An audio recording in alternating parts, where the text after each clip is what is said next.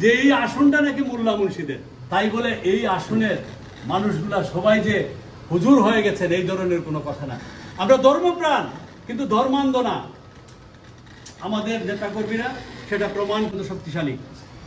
আমি নির্দ্বিধায় বলতে পারি সিলেট অঞ্চলে জকিগঞ্জ কানাইঘাটের চেয়ে শক্তিশালী বিএনপি রাজনৈতিক সংগঠন কোথাও নাই। আর জকিগঞ্জ কানাইঘাটের যারা এখানে আছেন তাদের কাছে আমার বিনীত অনুরোধ, আপনারা যারা যেখানে আছেন, আপনারা একটা জিনিস বলে দেই, আগামীতে আমাদের জোট নাই। ওখানে 2023 সালে জোট শেষ হয়ে গেছে।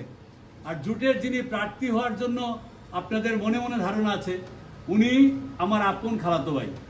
উনি আমি এখানে মানে ইউরোপ সফরে আসার আগের দিন উনি আমার সাথে বসে ওনার ভাইকে দিয়ে আমার সাথে কথা বলেছেন, আমার আপন খালাতো ভাই।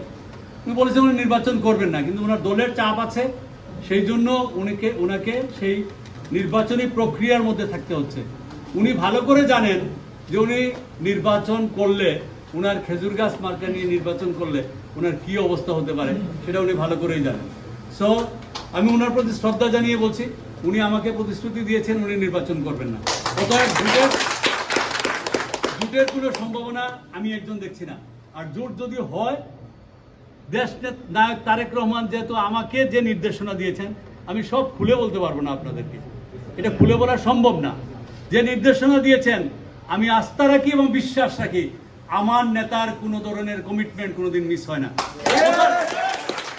নির্বাচন আমরা করব ইনশাআল্লাহ, আপনাদের সবার সহযোগিতা চাই।